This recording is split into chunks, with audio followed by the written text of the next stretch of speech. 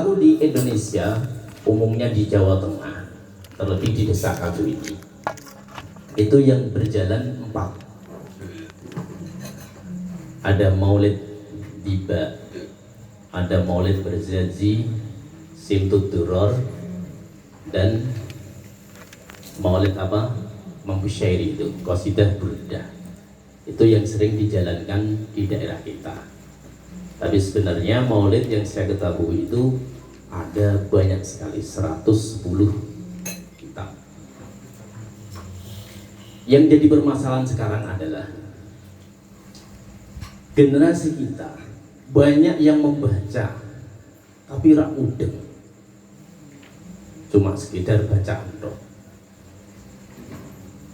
mojo tapi rak mudeng. Sing luwih parah meneh wis gak mudeng bid'ahno, wis gak mudeng bid'ahno. Jadi kaum hijrah ini biasanya yang senang membid'ahkan. Ini adalah tantangan bagi kita ke depannya. Karena dia itu hafalnya cuma wa kullu bid'atin dhalalatun. Padahal kul di situ, kul yang menempati pada jajaran kata bid'ah itu adalah bimakna ba'd, dan sebagian bid'ah itu adalah sesat. Wa kullu dhalalah finnar, kalau sudah sesat ya di neraka. Jadi itu PR bagi kita semua.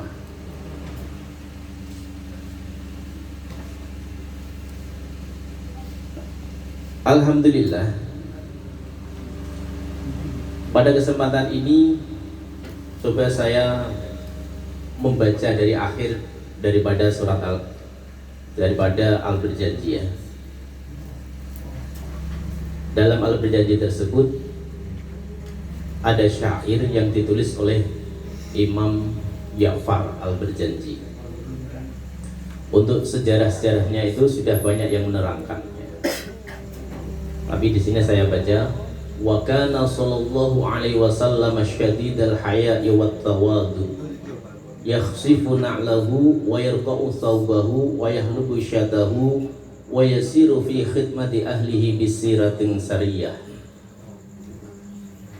Nabi Muhammad sallallahu alaihi wasallam adalah sosok nabi yang sangat wirang, sangat pemalu, melebihi perawan. Kalau dipilih isinya itu melebihi perawan. Nah, bahasa yang indah seperti ini kok bisa mereka itu membid'ahkan? Nah, karena mereka tidak tahu ya. Nah, ini tugas kita kalau menghadapi orang-orang yang baru hijrah itu. Jangan kita serang dengan balasan-balasan, tapi dengan hikmah. Dengan hikmah, seperti dakwahnya Gus Baha. Gus Baha itu dakwahnya hikmah. Karena apa? Banyak sekali mereka ahli hijrah atau orang-orang Wahabi itu pada akhirnya sadar. Pada akhirnya sadar dan akhirnya mengikuti pengajiannya Gus Baha. Itu banyak sekali dari para Wahabi. Jadi kalau kita keras sama kerasnya, dia akan pecah. Akan pecah. Wa yuhibbul fuqara wal masakin. Di antara lagi Nabi Muhammad itu cinta sekali kepada orang-orang fakir dan miskin. Wa yajlisu ma'ahum, dan duduk bersama. Tidak cuma cinta, tapi duduk bersama. Nah, ini diantara adalah sunnah Rasul yang kita jarang mengikutinya. Sunnah Rasul yang kita jarang mengikutinya. Yang dipakai kita itu yang enak-enak saja. Malam Jumat sunnah Rasul yang dipakai. Nek wis dibujuk, nek gak dibujuk sunnah Rasulullah. Karena apa? Rasulullah ini adalah suri tauladan yang sudah lengkap. Rasulullah itu pada suatu hari pergi menengok putrinya Sayyidatina Fatimah. Pagi-pagi datang ke rumahnya. Wahai Abi, ya abadi, wahai Abi, sudah 3 hari ini saya tidak menemukan makanan secuil pun. Putrinya seorang nabi tidak menemukan secuil makanan selama 3 hari. Melihat keadaannya Sayyidatina Fatimah seperti itu, Rasulullah pun membuka ikat yang ada di perutnya, kemudian menampakkan kepada Sayyidatina Fatimah, wahai putriku, saya sudah 4 hari tidak makan. Sudah 4 hari tidak makan. Ketika Rasulullah melihat cucunya Hasan Husain selama 3 hari tidak makan, kemudian Rasulullah berjalan-jalan mencari pekerjaan, yang pekerjaan itu yang bisa menghasilkan sesuatu untuk cucunya. Akhirnya Rasulullah menemukan seorang A'rabi, yang A'rabi tersebut mempunyai perkebunan kurma.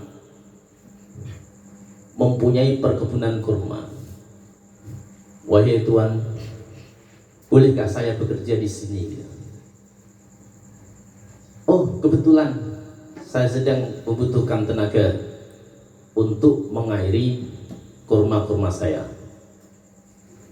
Setiap kamu mengairi kurma saya, 1 timbul tahu ya? 1 timbul saya kasih 3 kurma. Waktu itu memang sumur sana itu dalam-dalam. Rasulullah menimba dari tempat yang cukup jeru, ditimba 1 kali timba, disiramkan ke pohon kurma. 2 kali timba, disiramkan ke pohon kurma. 4 kali timba, sampai mau timba yang ke-9. Tiba-tiba timba tersebut talinya itu putus dan timbanya jatuh ke dalam sumur. Karena sumur dulu memang di sana itu sangat dalam, sehingga sulit untuk bisa mengambil. Melihat timbanya ini jatuh ke dalam sumur, A'rabi ini marah luar biasa. Kemudian Rasulullah itu ditampar pipinya hatta ahmara khaddahu, sehingga merah pipinya ini, kemerahan kena tamparan daripada A'rabi tersebut. Ketika Rasulullah ditampar seperti itu, Rasulullah pun agak marah, kemudian mengambil timba yang ada di dalam sumur tersebut dengan sebuah rangkulan tangan beliau dan terjangkau. Ini Pak, timbanya sudah saya ambil dari sumur. Melihat kejadian ini, kemudian Rasulullah langsung diberikan 3 kurma kali 8 itu tadi 24 ya. Kemudian Rasulullah pulang. Dan A'rabi ini tadi tafakkur, berpikir di dalam hatinya, siapa orang ini tadi?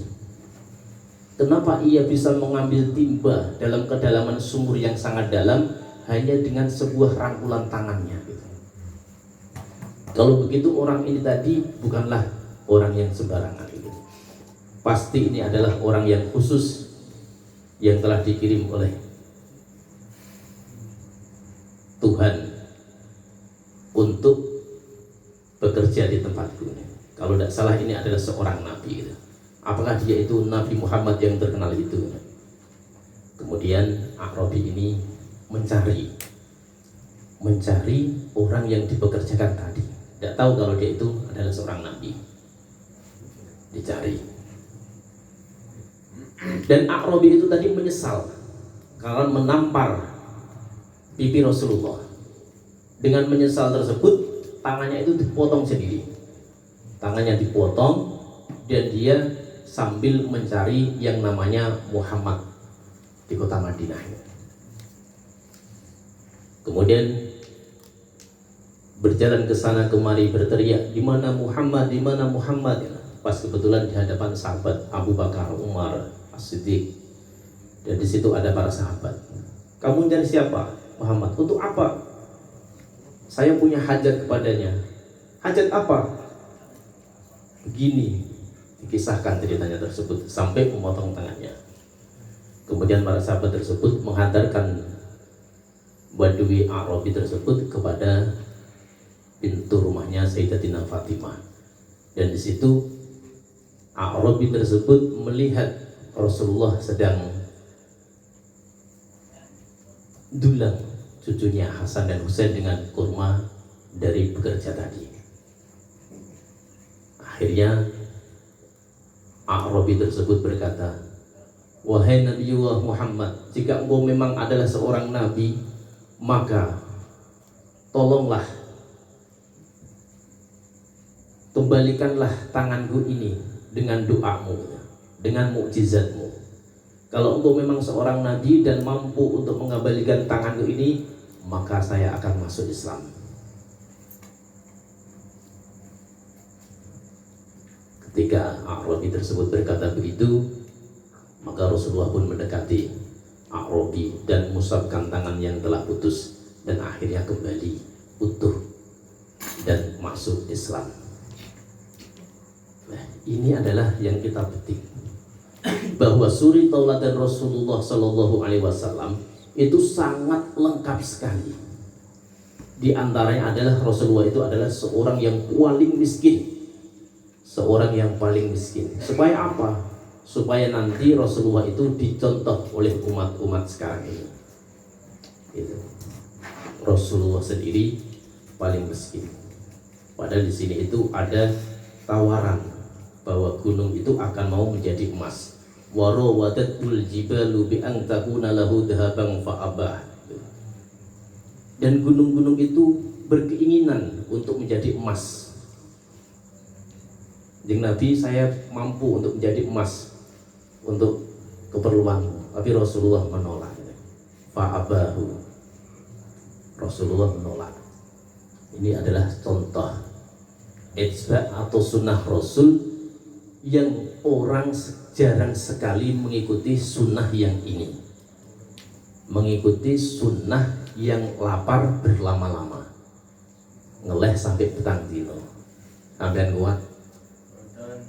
Betul ya. Rasulullah sampai 4 hari dengan cara mengganjal perutnya. Perut Rasulullah itu standar dengan dada, tidak duduk.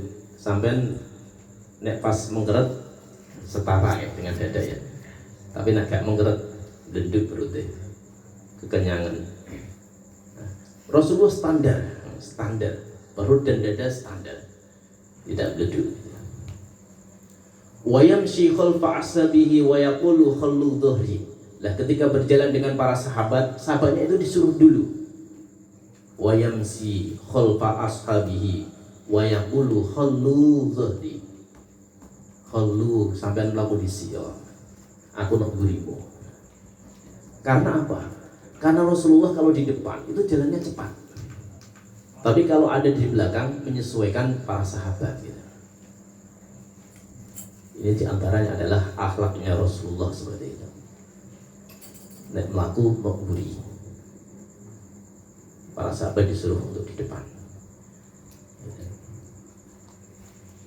Ini adalah saya minta kalau kalian membaca maulid, usahakan faham yang kalian baca.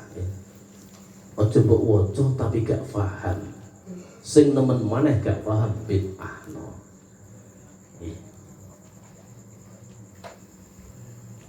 Tambah satu cerita. Ini sudah malam ya. Nandir maulid Nabi. Ini pernah ada seorang pemuda pada Khalifah Abdul Malik bin Marwan di kota Sam. Seorang pemuda tersebut gemar menunggang kuda, ganteng nih, tuampan gagah, masih muda. jalan-jalan keliling kampung pakai kuda. Keren deh, keren. Saya ya mobil ya, kayak Mas Bahmi ganteng tumpahane mobil. Keren. Tiba-tiba kudanya ini selalu tidak bisa dikendalikan, kenceng larinya sampai pemuda itu kewalahan. Akhirnya kuda tersebut mendobrak pintu rumahnya Khalifah Abdul Malik. Pas kebetulan di dalam rumah itu ada putranya. Kuda tersebut akhirnya menerjang dan akhirnya mati. Putranya Rojo mati. Mendengar berita seperti ini bahwa anaknya itu mati diterjang oleh kudanya pemuda tersebut, marah. Raja Marwan ini marah. Cepat tangkap itu pemuda. Segera akan aku tegakkan hukum kisos. Karena waktu dulu itu membunuh hukumnya adalah dibunuh. Kisos namanya. Ketika pemuda tersebut ditangkap mau diadili, pemuda tersebut dalam hati berkata, mempunyai nazar kepada Allah, ya Allah, jika saya nanti selamat dari kejadian ini, saya bernazar akan mengumpulkan orang-orang, akan mengumpulkan tetangga, dan akan saya buat meriah dan saya bacakan di situ Maulid Nabi, biografi Nabi, sejarah Nabi. Akhirnya pemuda tersebut disidang. Ketika disidang oleh raja, tiba-tiba raja yang sudah mulai untuk ingin menghukum kisos, tiba-tiba reda dan berkata, wahai anak muda, apakah kamu ini mempunyai sihir? Tidak, Tuan Raja. Ada apa, Tuan Raja? Kenapa tadi saya itu ingin emosi untuk menjatuhkan hukum kisos kepadamu, tiba-tiba saat ini saya reda? Apa yang kamu perbuat, apa yang kamu ucapkan ketika masuk ke dalam persidangan ini? Pemuda tersebut berkata, wahai Tuan Raja, tadi sebelum saya disidang, sebelum saya masuk persidangan ini, saya punya nazar bahwa kalau saya bebas dari kejadian ini, selamat dari hukuman kisos, maka saya akan mengumpulkan orang-orang untuk melaksanakan peringatan Maulid dan membaca biografi Rasulullah Sallallahu Alaihi Wasallam. Mendengar cerita ini, akhirnya Raja Marwan ini justru berkata, sekarang kamu saya bebaskan dan kamu saya beri 1000 dinar untuk melaksanakan kegiatan Maulid. Jadi hikmahnya Maulid itu seperti itu, luar biasa. Apa hikmahnya Maulid? Membaca sholawat. Allahumma sholli ala Sayyidina Muhammad. Perbanyak membaca sholawat. Allahumma duh Gusti. Allahumma ini adalah al-mu'ti, dat yang memberi. Dan Muhammad adalah al-mu'ta, yang menerima.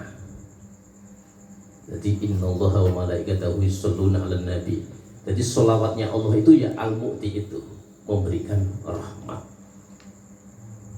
Jadi di kalangan akidah Ahlus Sunnah wal Jamaah, memuji Rasulullah sak entek-entek, sak notok-notoke boleh.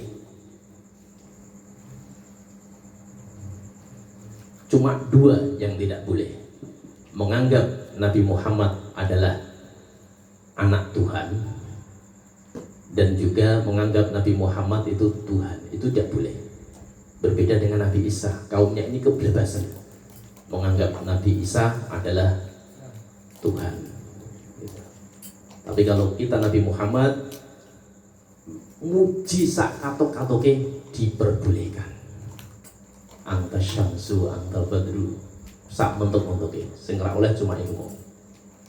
Lewat apa? Lewat baca sholawat. Allahumma sholli ala Sayyidina Muhammad. Allahumma adalah al-mu'ti, yang memberikan rahmat, dan Nabi Muhammad adalah al-mu'ta, yang menerima rahmat. Itu saja. nanti kemalaman. Jadi satu pesan, mohon kalau baca maulid difahami maknanya. Supaya apa? Supaya ada giroh, ada semangat kebangkitan kita terhadap perjuangan Rasulullah. Gitu. Ben ora cuma bacaan-bacaan berlali. Tidak ada perubahannya. Akhirul kalam. Assalamualaikum warahmatullahi wabarakatuh.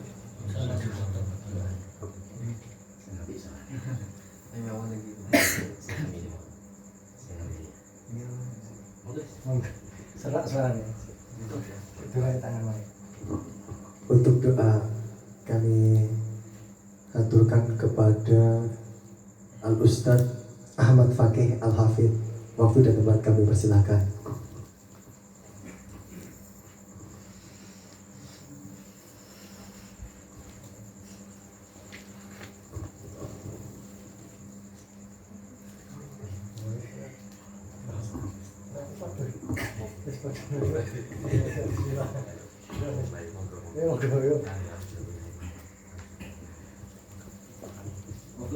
Moga-moga. Lo sing ngamine apa? Moga.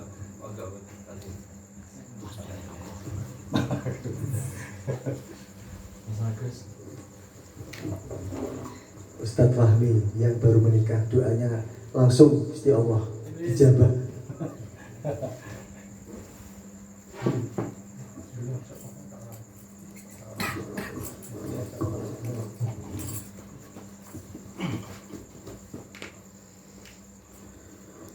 Bismillahirrahmanirrahim. Alhamdulillahirabbil alamin. Allahumma shalli wa sallim ala sayyidina Muhammad sayyidil awwalin wa sallim radhiyallahu tabaraka wa ta'ala an kulli sahabati sayyidina rasul ajma'in. Bismillahirrahmanirrahim. Wa lamma nafila min dayil awsalil Muhammad yaquda tawajjahtu ila Allah wa tawassul sayyidi Muhammad sallallahu alaihi wasallam ay yaj'al as-sa'i fihi mashkura wa fihi mahmuda وأن يكتب عملي في الأعمال مقبولة وتوجهي في التوجه الخالص والصلاة والرسولة. اللهم يا من إليه تتوجه الآمال فتعود ظافرة وعلى باب عزتي تخط الريحة فتغشاها منه الفضيلة الغامرة نتوجه إليك بأشرف الوسائل لديك سيد المرسلين عبدك الصادق الأمين سيدنا محمد الذي عمت رسالته العالمين أن تصلي وتسلم على القدات الكاملة مستودع أمانتك وحفيد سرك وحامي رايات دعوتك الشاملة الأب الأكبر المحبوب لك المختصر والشر الأكبر في كل موطن في مواد الكل وظهر قواس إمدادك في عبادك وسابق وأوس إرشادك لأهل ودادك سيد الكونين وأشرف الثقلين على العبد المحبوب الخالص المخصوص منك بأجل خصائص. اللهم صل وسلم عليه وعلى آله وأصحابه وأهل حضرة اختباره من أحبابه. اللهم إنا نقدم إليك جاهد النبي الكريم ونتوسل بشرف مقام العظيم أن تلاحظنا في حركاتنا وسكانتنا في عين عنايتك وأن تحفظنا في جميع أطوارنا وتقلبتنا بجميل رعايتك وحسن وقايتك وأن تبلغنا من الشرف القرب إليك وإلى هذا الحبيب غاية آمالنا وتقبل منا ما حركتنا فيه من نياتنا وأعمالنا وتجعلنا في حضرة هذا الحبيب من الحاضرين وفي طرائق السبع من السالكين ولحقك وحقه المعدين ولأهدك من الخافضين. اللهم إن لنا أطمعا في رحمة خاصة فلا تحرمنا وذنونا جميلة هي وسيلتنا إليك فلا تخيبنا. آمنا بك وبرسولك وما جاء به من الدين وتوجهنا به إليك مستشفعين أن تقبل المذنب منا بالغفران والمسيء بالإحسان والسائل بما سأل والمعمل بما عمل وتجعلنا ممن نصر هذا الحبيب ووازره وواله وظهره وأم ببركته وشريف وجهتك أولادنا ووالدينا وأهل قدرنا ووادينا وجميع المسلمين والمسلمات والمؤمنين والمؤمنات في جميع الجهات وأدم راية الدين وقوي في جميع الأطوار منشورة ومعالم الإسلام والإيمان بأهلها معمورة معنى وصورة واكشف اللهم بكربة والمكروبين واقض دين المدين واغفر للمذنبين وتقبل توبة التابعين وانشر رحمتك على عبادك المؤمنين أجمعين وقش شر المعتدين الظالمين